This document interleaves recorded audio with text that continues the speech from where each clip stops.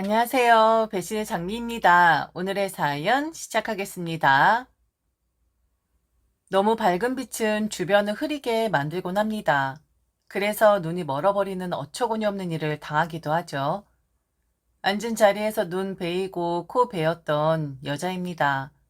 남편이 너무 밝아서 제 눈이 멀었을 수도 있고, 일부러 저를 속이려고 제 눈을 손으로 덮어버렸을지도 모르겠네요. 15년의 결혼 생활에 종지부를 찍고 현재 마음 추스리고 있는 중에 제 이야기를 좀 해볼까 합니다. 남편과는 한 직장에서 만나게 되었어요. 같은 팀은 아니었지만 남편은 타 부서의 팀장이었습니다. 그 부서와 저희 부서는 저희 부서가 생긴 이후 항상 경쟁 구도에 있는 원수 같은 팀이었었습니다.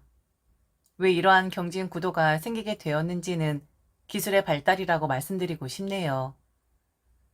회사의 주된 상품이었던 남편의 부서, 새롭게 떠올라 주된 상품의 자리를 빼앗으려 하는 우리 부서, 팀장 간 사이도 좋질 않았고 온갖 모략질에 정치까지 참 지저분한 싸움이긴 했었죠.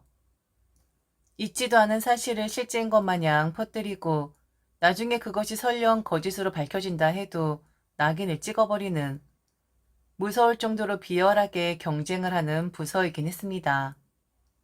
저는 남편이란 사람을 정확하게 알기 전 그가 이혼남인 줄로만 알았었습니다. 애도 있는 이혼남 말이죠. 일만 하니까 여자가 바람이 나서 도망을 갔다라는 이야기를 들은 적이 있었거든요. 일개 타 부서 직원과는 말도 섞지 않은 남편이었기에 사실 확인을 하기도 전에 저는 그 말을 믿게 되었었죠. 그리고 그를 안주거리 삼으며 수군거리곤 했었습니다. 그러다가 원수의 우두머리 격인 남편이란 사람을 알게 되는 결정적인 것이 하나 생기게 되었죠. 바쁜 일상이었지만 저는 시간을 쪼개서 무언가를 배우지 않으면 이 일상을 견딜 수가 없을 것만 같았습니다. 그래서 찾고 또 찾아낸 곳은 사람들이 많이 붐비지 않았던 작은 목공소였죠. 어린 시절 시골에서 자랐던 저는 나무 냄새를 참 좋아했던 사람이었습니다.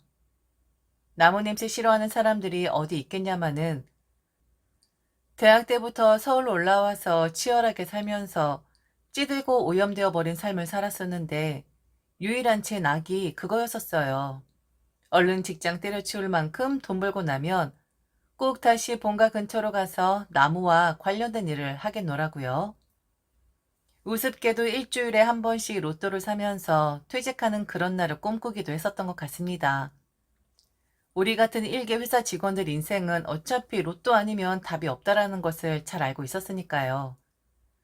꿈꾸던 날은 쉽게 오지 않을 것 같고 그래서 저는 검색해서 조용한 목공사 하나를 알게 되었죠. 손이 거칠어질 수도 위험할 수도 있는 작업이겠지만 그렇게나마 나무 냄새를 맡으면서 안정을 찾고 싶었던 것 같아요. 그곳에서 원수의 우두머리인 남편을 만나게 되었습니다. 일주일에 한 번 수업.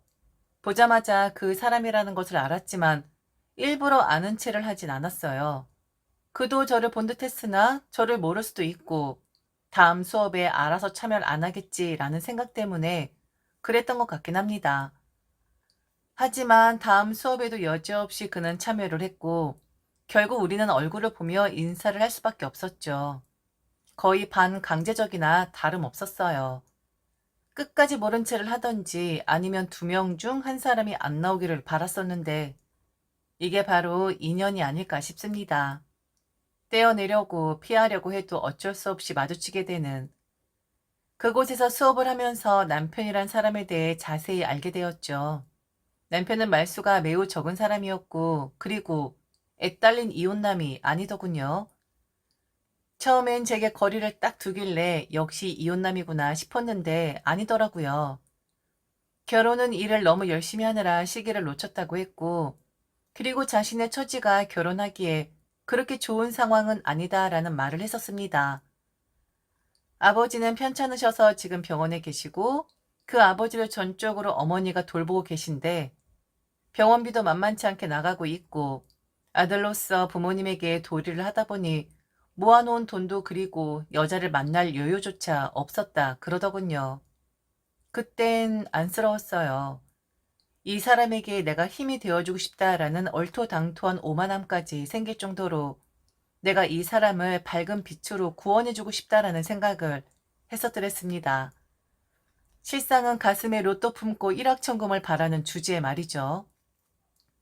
무뚝뚝한 남편, 말수가 좋고 자신의 감정을 쉽게 드러내지 않는 사람이었지만 문득문득 스치는 그의 손길이 참으로 사람을 설레게 했었습니다. 그리고 마치 우리가 로미오와 줄리엣이 된 듯했어요. 회사에선 경쟁자로, 공방에선 짜릿한 스킨십을 즐기는 그런 사람으로 교제를 시작하자라는 말을 듣지 못한 채 우리는 연인 비슷한 그런 사이가 되어버렸고, 저는 제가 알아서 마치 그 집안의 며느리가 된 것처럼 행동을 하기 시작했죠. 병원에 누워 계시는 아버지, 제게는 시아버지가 되겠죠. 시키지 않았는데도 남편이 어머니에게 오시지 말아라 만류한 뒤 주말이면 제가 그분 수발을 들곤 했었습니다. 주 5일 내내 남편의 수발을 드느라 자신의 시간 갖지 못하는 어머니 홀로 시간 좀 가지시라고요. 한 번도 고맙다, 애쓴다 라는 말 들어본 적은 없었지만 사람이 원래 그러하니깐, 원래 무뚝뚝한 사람이니깐 입 밖으로 내뱉지 못하지만 마음속으로는 알고 있겠지. 내게 100번 1000번 말하고 있겠지 라고 여겼었어요. 그렇게 믿고 싶었던 것 같긴 하네요. 정식 며느리가 되기 전에 며느리 노릇을 하고 있었던 저는 결국 정식 며느리가 되었고 남편의 아내가 되었습니다. 회사는 나을 수밖에 없었어요. 시아버지 되실 분의 병간호를 당차게 잘 해내고 싶었거든요. 남편 또한 그렇게 하는 것이 좋겠다 제 뜻을 거들었었고요. 그렇게 15년을 살았습니다. 아이 둘 키우면서 시아버지 잘 보내드렸고 혼자 계실 시어머니 건사하면서 남편 뒷바라지하면서 그리 살았죠.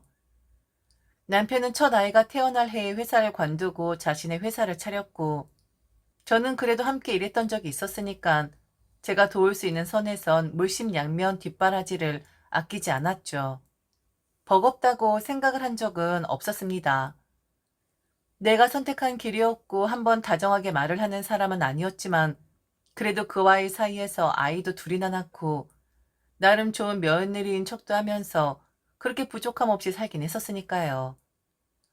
베테랑인 남편도 처음 회사를 차렸을 땐 버거워했었기에 또다시 그때 오만함이 생긴 저는 내가 다시 뒷바탕이 되어줘야겠구나 싶어서 남편의 일을 미친 듯이 돕기까지 했었어요. 산후조리 같은 거 못하고 저 아이 낳은 지 일주일 만에 남편 회사 출근을 한 사람이었습니다. 출산하신 분들은 다들 아실 거예요. 앉아있는 것이 얼마나 곤혹스러운지. 결혼하기 전 일에 찌들어 살 때보다 더 찌들어서 일을 했었던 것 같아요. 체계를 만들어주고 그 체계에 다시 프로그래밍을 해주고 수정이 들어오면 또다시 작업, 또 재작업을 하면서 이틀 밤을 회사에서 꼬박 지새운 적도 있었답니다. 우리 회사니까 남편 회사면 내 회사나 다름없으니까 너무 불편한 감이 있었지만 그때 힘들 줄도 모르고 일을 했었네요. 아이는 다행히 친정 부모님이 봐주셨었는데 참 불효녀도 이런 불효녀 없습니다. 당시에 우리 친정 어머니가 손목을 다치셔서 깁스를 하고 계신 상태였었어요. 그 불편한 손으로 첫 아이를 돌봐주셨는데 제가 희생을 하니 옵션으로 친정 부모님의 희생이라는 것이 따라오더라고요. 시어머니는 뭐랄까요? 그냥 그분은 뭐라 하시는 분은 아니었는데 앉은 자리에서 받아 먹기만을 바라는 그런 분이셨었어요. 당신께서 알아서 움직이는 경우 없었고 당신의 몸 불편하다 하면서 도움 청할 일 미연히 하지 못하도록 입막음해버리는 그런 분이셨죠. 그래도 뭐 시끄럽게 구는 시어머니는 아니셨으니 그분 이야기는 그냥 넘어가겠으나 그러다가 아이들 어느 정도 키워놓고 나도 늙어가고 남편도 늙어가고 할 때 제게 날벼락 같은 일이 하나 벌어지게 됩니다. 저는 지금도 소름이 돋아요. 한 번도 들어본 적 없는 15년을 살았는데 단 한 번도 남편의 그런 모습을 본 적이 없었거든요. 그런 모습이 있으리라고는 상상도 못했었는데 이 사람이 다정하더라고요. 남편과 그 여자가 나눈 대화의 내용을 다시 꺼내려고 하니 머리가 지끈거리는데 남편이 알고 보니 수다쟁이더라고요. 그리고 사랑한다, 고맙다, 보고 싶다라는 말을 자주 하는 그런 사람이었더라고요. 저는 가슴속에만 품고 있는 사람인 줄 알았었는데 실제로 그런 말을 내뱉을 줄 아는 사람이었던 거였습니다. 네, 남편에게 여자가 생긴 거였습니다. 밖에서만 보면 너무나 행복해 보이는 우리 집안. 남편 회사 탄탄해, 아이들 공부 잘해. 이 정도면 괜찮은 인생 살고 있구나. 스스로 자유할 수 있을 정도였었는데 한순간에 무너뜨려 버리더군요. 남편의 바람을 알자마자 저는 남편에게 바로 따져 물었습니다. 목소리를 벌벌 떨어가며 물었어요. 이게 뭐냐고. 당신 바람난 거 맞냐고. 지금 내가 보고 있는 이 카톡의 내용이 정말 맞는 거냐고. 농담이거나 장난이거나 한 게 아니라 진실인 거냐고 하니 맞답니다. 그러면서 무릎을 꿇더군요. 자신도 어쩔 수가 없었다고 마음을 줘보려고 수백 번 노력을 해봤었지만 결국 이렇게 되었다고 얻는 것보다 잃는 게 더 많다라는 건 알지만 자신은 그 사랑을 지키고 싶답니다. 그 사랑만큼은 갖고 싶대요. 그 옛날 맹목적으로 자신에게 사랑을 베풀었었던 저의 모습을 한번 떠올려 보라대요. 자신이 지금 그런 심정이랍니다. 아무것도 바라지 않고 그저 이 사람을 위해 내가 힘이 되어주고 싶다. 내가 희생을 해서라도 이 사람만큼은 지켜주고 싶다. 당신도 내게 그런 감정 느껴 우리 아버지 병간호도 해준 것이고 싫다 좋다 말하자는 어머니에게도 착한 며느리 되어준 것 아니냐고 자신을 좀 봐달라고 하는 겁니다. 답이 없더라고요. 남자들 한 번씩 다 눈 돌린다고 하지만 이 사람은 그런 사람이 아니었어요. 이 사람은 사랑을 찾았더라고요. 제가 아니라 다른 여자에게서 드디어 사랑을 찾았고 15년 살면서 단 한 번도 내뱉지 않았었던 사랑한다 라는 말을 그 여자에게는 수도 없이 했더라고요. 배신감, 정떨어짐, 치욕스러움, 온갖 감정들이 다 몰려왔지만 저는 쓰러질 수가 없었습니다. 확 그런 감정이 몰아치니까 더 정신을 차려야 할 것 같았고 그리고 저는 격을 지키고 싶었어요. 초라하게 내가 너에게 버림받는다 한들 비굴하게는 물러서고 싶지 않았거든요. 여보, 이 아파트 그리고 그 양주의 땅 그리고 전주에는 그 별장 당신 다 줄게. 그리고 위자료도 달라는 만큼 줄게. 그러니 나를 좀 놓아줘. 나는 아무것도 필요 없어. 그 여자만 있으면 돼. 그래도 나도 먹고 살기는 해야 하니까 회사만 내가 운영할게. 그 여자도 나와 살려면 이것저것 내놓아야 할 텐데. 그래, 그건 우리가 감당할게. 다 내어주는 거야. 진짜 다 주는 거야. 그러니 그 여자 흠집 내지 말고 그냥 우리 좋게 매너 있게 헤어지자. 그렇게 해줘. 부탁이야. 이렇게 길게 말을 할 줄 아는 사람이더라고요. 미안하다, 고맙다 말 한 번 한 적 없는 사람이었는데 제게 부탁을 다 하네요. 사람 오래 살고 볼 일이죠. 현실적으로 생각을 했습니다. 지금의 아파트 그리고 땅, 별장, 먹고 사는 데엔 걱정 없겠다 싶었어요. 그리고 그 즈음 저는 학원 하나를 운영할 생각을 가지고 있었거든요. 아이들의 초등학교 졸업하고 중등학교로 진학을 하다 보니 제가 꿰차고 애들 공부를 좀 시키고 싶었거든요. 위자료 받았습니다. 거의 거덜냈습니다. 그리고 학원을 차리기 위한 비용도 받아냈고 이혼 전에 주겠다라는 것 다 받아냈어요. 아이들에게도 솔직하게 말을 했고요. 지금은 이해를 못하겠지만 훗날 이해를 할 것이다. 그래도 그렇게 나쁜 아버지는 아닌 것이다. 우리 먹고 살 길은 마련해주고 갔으니까 이제 아버지란 존재는 잊고 살면 되는 것이다. 하고 싶은 말들이 많겠지만 잠시 묻어두자. 너희들은 아버지를 잃었지만 나는 남편을 잃은 것이고 그리고 그 상실감은 니들보다 클 것이기에. 그러다가 이혼을 하는 과정 중에 저는 낯선 사람들을 맞이하게 됩니다. 참 이런 경우도 있긴 하더군요. 침착하게 물러서는 제가 불쌍해서였을까요? 아니면 정말 그들의 진심이었는지는 몰라도 결국엔 진심이기는 한 것 같습니다. 결론만 놓고 본다면요. 남편과 정이 통했던 그 여자, 그리고 그 여자의 언니 되는 사람, 그리고 그 언니의 남편 되는 사람이 저를 찾아왔어요. 자신이 어떤 사람인지 말을 한 뒤 세 명이 바로 제 앞에 무릎을 꿇더군요. 용서를 빌고자 찾아온 것이라 했어요. 저는 그 여자에게 흠 생기게 할 생각이 없었던 사람이었습니다. 그래서 이럴 필요 없다. 나는 이미 다 정리가 되었고 당신에게 손가락질 할 생각이 없다. 손가락질 받아 마땅한 것은 바로 남편 아니겠느냐 했더니 이런 사람인데 어떻게 네가 그런 짓을 할 수가 있었냐고. 이런 사람이 아니었는데 네가 잘 살 수 있을 것 같냐고. 남의 눈에 눈물 나게 하면 네 눈에 피눈물 나는 법인데 네가 지금 무슨 짓을 했는지 아냐고. 그 언니라는 사람이 여자를 혼을 내더라고요. 왜 이렇게 사람 심기를 어지럽히는 것인지 그땐 좀 볼썽사나웠습니다. 헤어지겠답니다. 그리고 제게 미안하답니다. 남의 가정 깨트린 거 평생 속죄하며 살겠다 하더군요. 이게 뭐지? 남편은 이 여자만 지키고 싶다고 했는데 이 여자는 아니었던 모양입니다. 저는 그들을 돌려보냈어요. 헤어지든 말든 그건 당신들이 할 일이고 나는 삶이 바빠서 남의 일에 낄 여유가 없다. 그러니 여기서 소란스럽게 굴지 말고 조용히 물러나 달라 했습니다. 그리고 그 이후 저는 들었습니다. 남편에게요. 고맙고 미안하다라는 말을요. 아, 이제 와서 제게 고맙고 미안하답니다. 그리고 잘못했답니다. 15년 살면서 한 번 나선 적 없었던 우리 시어머니도 용서를 하랍니다. 다시 받아주랍니다. 제가 이혼을 한다 했을 때 침묵으로 일관하셨던 양반이 직접 아들을 데리고 와서 제 앞에서 그리 중재를 하시더군요. 사람은 다 실수하는 법 아니겠니? 아범도 그런 거야. 그 여자가 설레발을 쳤겠지. 15년 동안 살면서 아범을 이리 몰라? 너무 새로운 감정이니까 혹했었던 거야. 너도 잘 알잖아. 그냥 없었던 일로 묻어두고 너 이놈은 평생 우리 며느리한테 잘해야 할 것이야. 너무 큰 죄를 지었거든. 그럼 나는 간다. 아범이랑 이야기 잘 하렴.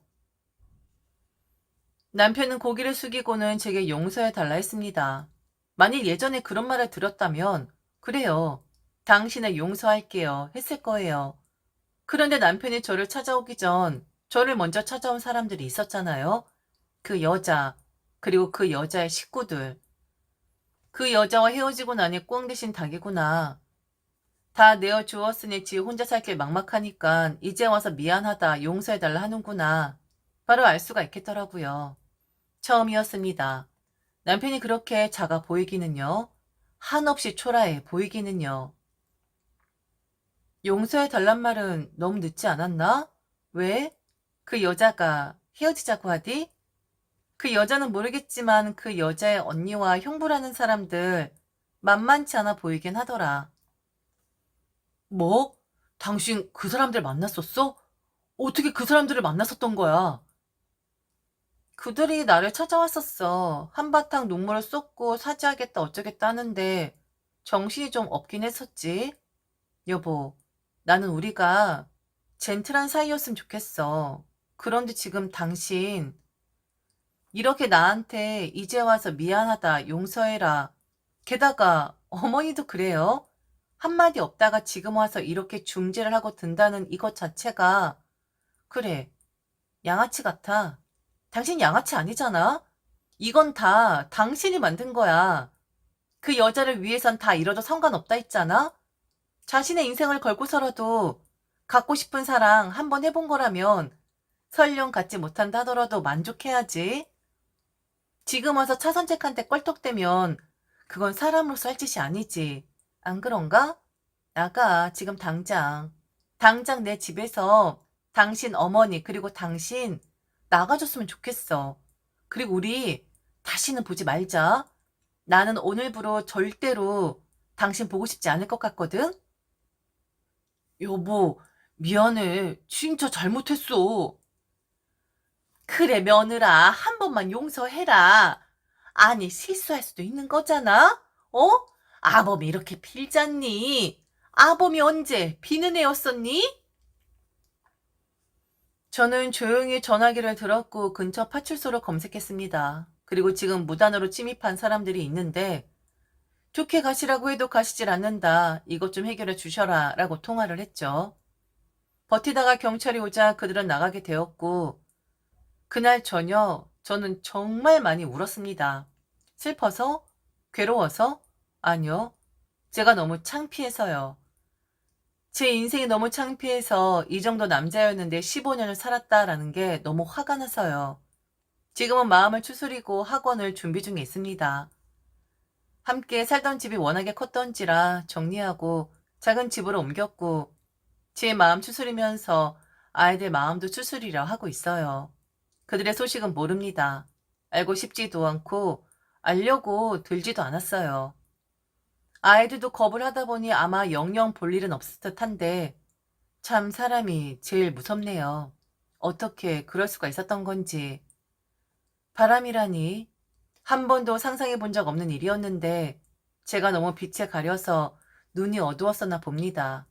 이제는 두 눈 똑바로 뜨고 살아야겠어요.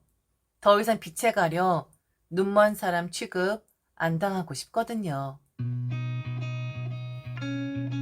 지금까지 들어줘서 진심으로 감사합니다. 이상 대신의 장미였습니다.